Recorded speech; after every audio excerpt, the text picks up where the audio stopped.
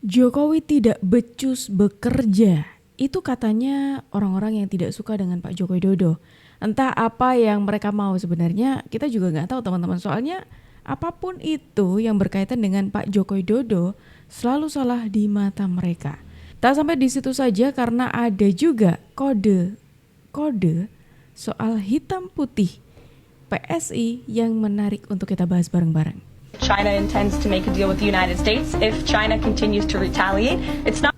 Hasto tulis pesan kalau Jokowi nggak becus urus negara dan efeknya bikin pemerintahan Prabowo kelabakan.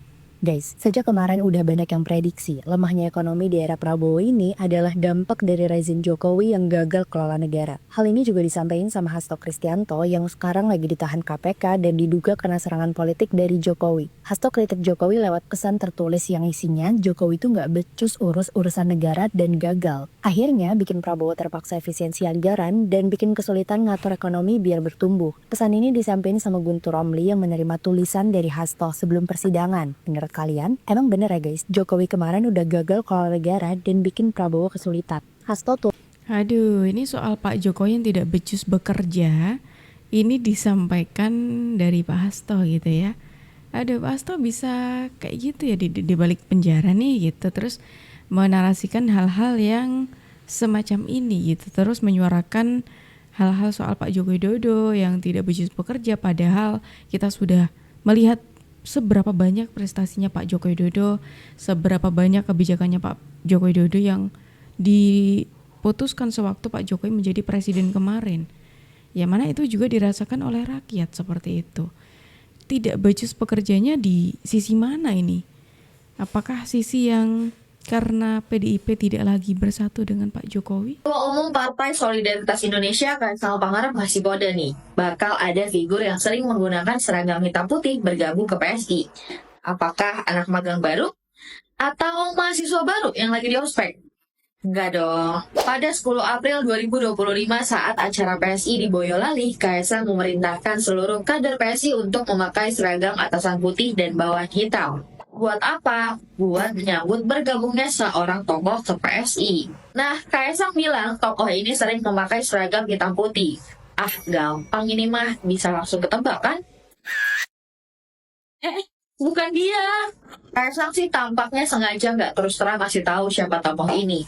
Anak bungsu Presiden Jokowi ini cuma bilang tokoh yang dimaksud bakal disambut di Kongres PSI beberapa bulan yang akan datang. Tapi kalau kita cocok logi, setelah dipecat PDIP, Jokowi beberapa kali bilang tetap partai perorangan. Di sisi lain, PSI belakangan menerapkan konsep baru menjadi partai perorangan.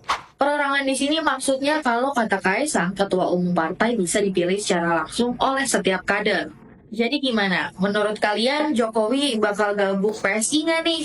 Tiba-tiba saja dari balik jeruji ya, si Hasto ini mengirimkan surat kepada Ibu Megawati. Ya, pada intinya menyatakan kepada Ibu Megawati, memberikan warning, hati-hati Bu Mega, PDI Perjuangan kini sedang tidak baik-baik saja dikarenakan ada seseorang yang akan menguasai PDI Perjuangan, yang mengambil alih PDI Perjuangan. Saya rasa pemikiran Hasto yang selalu abu-abu ini sangatlah sulit dibuktikan. Ibu Megawati saat ini adalah seorang ketua umum yang sangat kuat di dalam PDI Perjuangan. Adapun nanti Ibu Megawati selesai menjabat sebagai ketua umum dan harus berhenti, itu nantinya otomatis akan dikendalikan, dinakodai oleh Mbak Puan selaku anak kandung dari Ibu Megawati. Nah, yang paling ditakutkan oleh Hasto ini, ya ini di saat nantinya Mbak Puan ya menjadi ketua umum, maka sangat diyakinkan seorang Hasto pasti akan ditendang dari PDI Perjuangan dan tidak akan mendapatkan perlindungan apa-apa. Harus diketahui, Mbak Puan dan Hasto itu mereka tidak memiliki kecocokan, ya, selalu bertentangan dalam suatu pemikiran, opini, dan juga selalu memiliki sifat instrumen kepartaian yang berbeda. Hasto sendiri, dia hanya orang yang berlindung di ketiak Megawati, yang dia selama ini merasa dipercaya oleh Megawati, tapi tidak dengan Puan Maharani. Nah, itulah yang dia takutkan. Mengapa dia merasa ingin hanya seorang Megawati yang memimpin, tapi apakah Megawati akan selamanya memimpin PDI Perjuangan? Wah, ini menarik teman-teman. Ini apa yang dikatakan oleh Bung Prahen ini ada benernya juga ya. Pak Hasto yang memberikan kiriman surat gitu ya, yang memberikan warning kalau katanya akan ada seseorang yang merebut PDIP. Ini sudah narasi lama sebenarnya ya. Kemudian kalau dipikir-pikir, masuk akal juga. Semisalkan nanti nih ya di Kongres bukan lagi Ibu Megawati yang memimpin PDIP, bisa jadi yang jadi sekjennya bukan lagi Pak Hasto Kristianto. Salin-salin semuanya. Potongannya Mas Kaisang baru ya? Potongannya Mas Kaisang baru. Katanya mau dimulai kayak saya, tapi nggak jadi. Katanya mau. Oh mau dimulai. Masang sepati. Oh masang sepati mau. Enggak. Salin-salin ya. Saling dulu. Iya. Bahasa juga monokrom loh. Monokrom hari ini tuh monokrom banget. Iya. Foto-foto dulu. Boleh. Fotoin. Oke. Ini momen halal bihalal ya. Ini Mas Kaisang seneng banget ini memang foto-foto begini ya. Foto-foto begini. Mas Kaisang banget ini. Nanti kita edit. Wawancara dikit mas, soal mas tadi ya. Pak Wali aja. Tadi kan Pak Wali belum aja. ada pesan buat Pak Wali. PSI mungkin. Pak Wali aja ya. Udah ya. Belum. Ini loh lagi nikmatin THR. Awas. Mas tadi arti. Ini masa nih Pak Dewan malah malah nyingkirin Mas kalau untuk wakil ketua DPRD loh. Udah ya. tadi bilangnya mau wawancara loh mas. Oh, iya. Mas di rumahnya bapak. Ini kan udah. Kongres. Soal kongres jadi di Solo Mas. Insya Allah. Nanti kan kami tinggal ngikut teman-teman dari teman-teman Solo. Persiapan sih insya Allah. Alasan di rumah apa Mas Hasan? Cedak omah. Kapan itu Mas? Kemarin rencana mungkin Mei, tapi kami kayaknya akan mundurkan ke bulan Juli. Ini konsolidasi juga dalam rangka menjelang kongres. Iya semuanya mengenai itu. Awas tabrak atau mobil ya. Harapannya apa PSI ke depan nanti kongres gimana? Lancar semuanya sehat. Sambar nyawa. Semua kader boleh mencalonkan diri sebagai ketua mas. Boleh, semuanya boleh. Ada kriteria khusus dari. Ya ada syaratnya, ada syarat. Nanti akan dikeluarkan oleh tim SC nanti yang akan mengeluarkan. Kalau konsep women one vote itu akan diterapkan di kongres atau gimana? Iya, sudah di kongres. Kenapa memilih di Solo mas? Cedak omah. Jadi nanti Kan rumahnya mas Kaisang ada di Jogja sama di Bogor. Saya enggak, saya rumah di Jakarta. Kan ada rumahnya Bapak.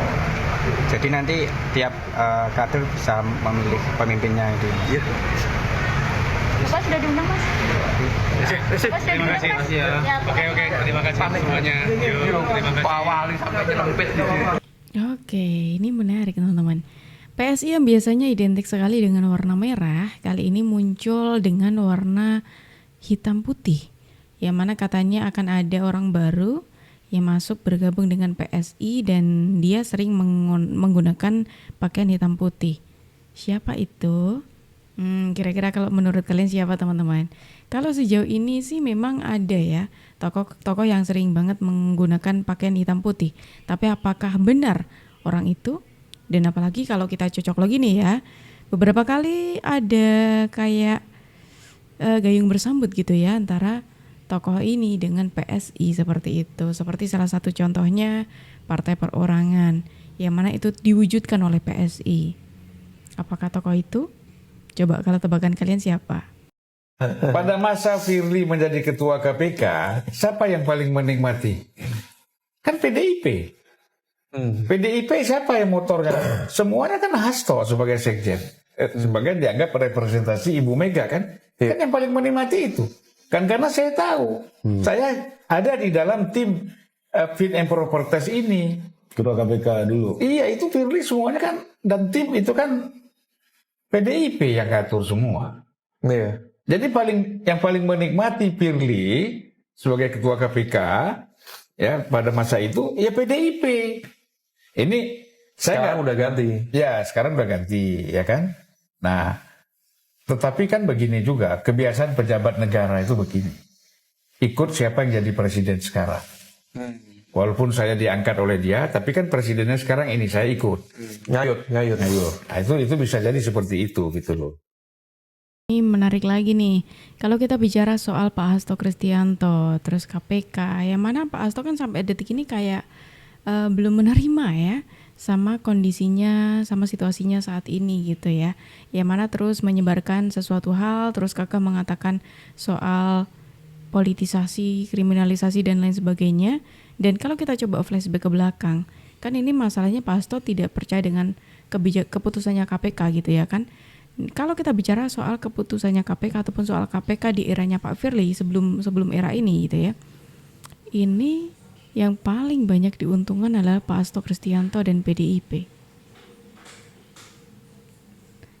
Dan karena Pak Firly sudah tidak lagi menjabat gitu ya, dan plus Pak Firly itu orang bermasalah sekali, Pak Hasto barulah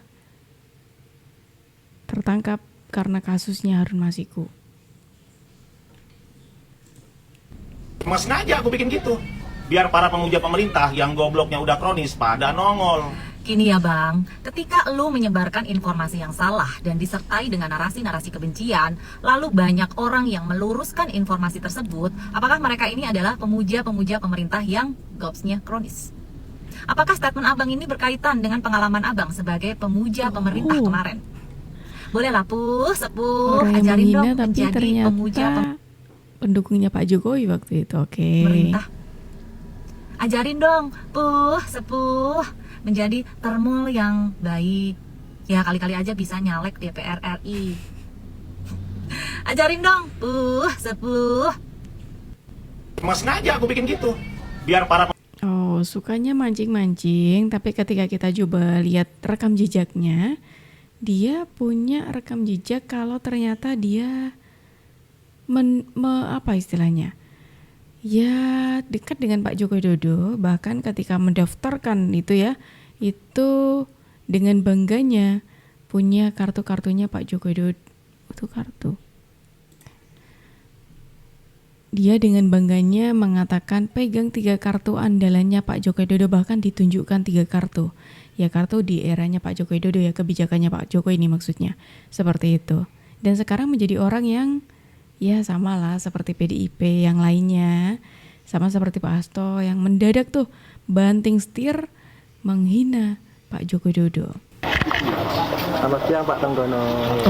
Bapak izin Pak tindak dengan silaturahim sama bekas bos saya, sekarang masih bos saya.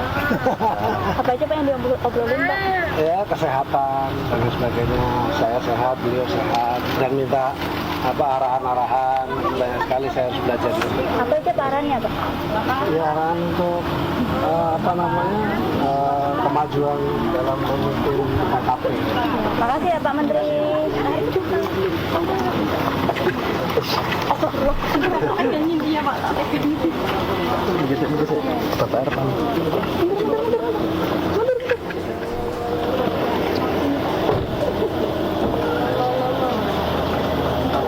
Terima kasih Pak Menteri, terima kasih. Iya itu Pak yang pakai baju putih. Iya. Itu ya. Bentar ya. Bentar ya. Oh ya.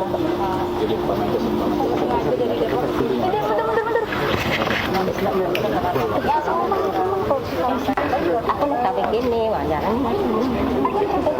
Ya Allah, Ali gue. Astagfirullah. Pak. Iya kan.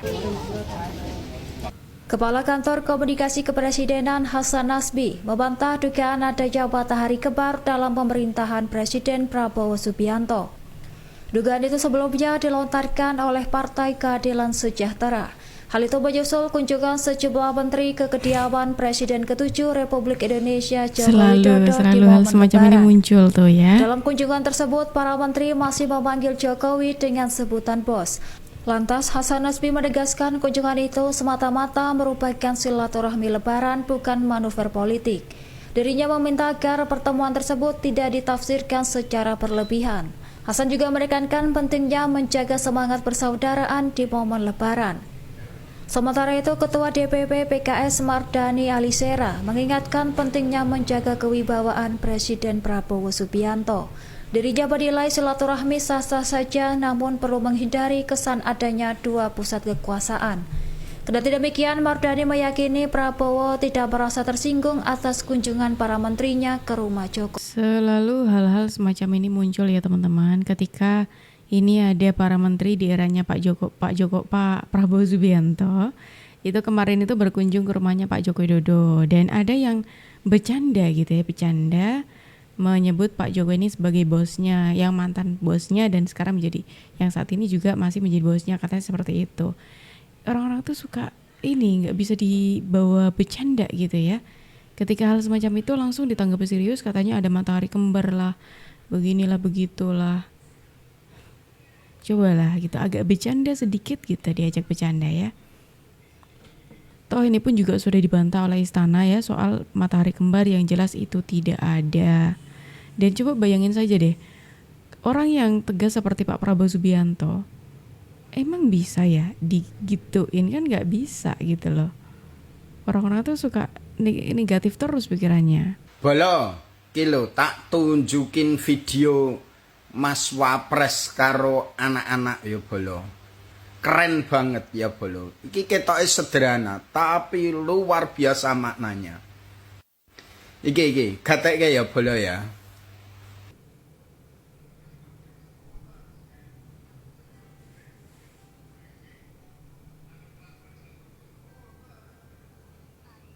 Oh, ini saat nonton bareng teman-teman ya.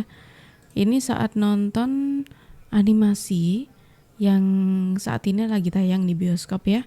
Itu animasi karya anak bangsa, di mana Mas Gibran itu mengajak para anak-anak yatim untuk nonton bersama. Tidak cuma itu saja, Mas Gibran juga mengajak keluarganya, anaknya untuk menonton bersama.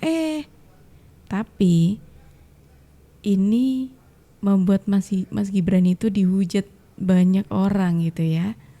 Jadi wakil presiden tuh emang harus banyak banget pencitraannya ya. Sekarang lah ada lagi gaya-gayaan ngajak anak yatim nonton bioskop. Ngapain tuh anak yatim diajak nonton bioskop? Lagi heboh banget guys, ya kan? Udah tahu belum sih berita akhir-akhir ini? Kemarin Abah nonton film Jumbo sendirian. Pendukungnya tuh ya, para wakilnya ya. Ini dong pemimpin menghargai hasil karya anak bangsa. Giliran Wapres Mas Gibran yang nonton Jumbo, bilangnya apa? Apaan sih Wapres pengguna AI tapi nggak menghargai film karya anak bangsa? Apaan sih?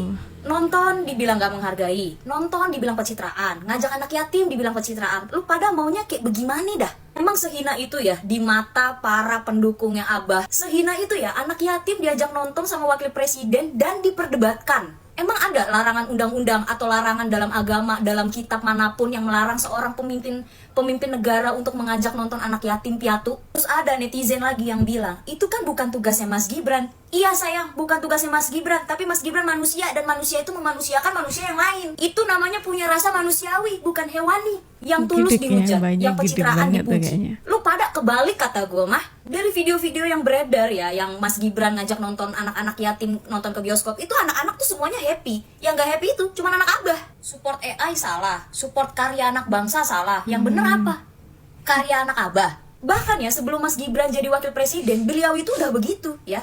Udah udah belusukan itu ke anak-anak desa, ke anak-anak mana itu udah belusukan. Banyak yang tutup mata aja. Bingung banget sama netizen Konoha ini. Berbuat baik disalahin, berbuat baik dibilang pencitraan, diem aja dibilang gak peduli. Nafas aja Mas Gibran tuh bisa disalahin. Kata gua yang pencitraan itu lu tahu gak yang mana? Yang sering ke masjid bahas politik itu pencitraan. Udah kalah tetap nyindir, tetap nyinyir. Sekarang gini dah ya, kita itu manusia tempatnya hilaf, tempatnya salah, gak ada yang sempurna. Junjungan lu ada kekurangannya, junjungan gua juga ada kekurangannya. Ya udah gitu, equal sama aja. Ngapain sih? Sekian banyak hujatan ya, banyak banget hujatan. Bakal kalah sama doa yang dipanjatkan sama anak-anak yatim yang dibahagiakan sama Mas Gibran. Kalau udah tulus dibilang pencitraan, lanjutin aja pencitraannya. Biar yang panas makin panas, biar yang sakit hati makin sakit hati. Apapun itu yang netizen bilang, mau pencitraan kek, mau apa kek, mau cari muka kek apa. Terima kasih Mas Wapres, terima kasih Mas Gibran karena sudah turut memajukan film Indonesia. Gue yakin. Nah, ini menarik teman-teman. Jadi kita kali ini bergeser di informasinya Mas Gibran ya teman-teman semuanya. Jadi kemarin itu memang ada sebuah animasi, film animasi lebih tepatnya, itu baru saja tayang di bioskop. Kemudian Mas Gibran, karena ini animasi, yang pastinya ini sangat ramah untuk anak-anak. Kemudian ini Mas Gibran mengajak para anak yatim untuk nonton bersama, ceritanya seperti itu. Tapi ada aja orang-orang yang gak suka dan menilai Mas Gibran ini pencitraan katanya. Pencitraan. Kayak emang gak ada yang bener gitu ya. apapun yang dilakukan Mas Gibran gitu rasa-rasanya, karena apapun itu selalu dihujat. Coba kalau orang yang mereka dukung gitu.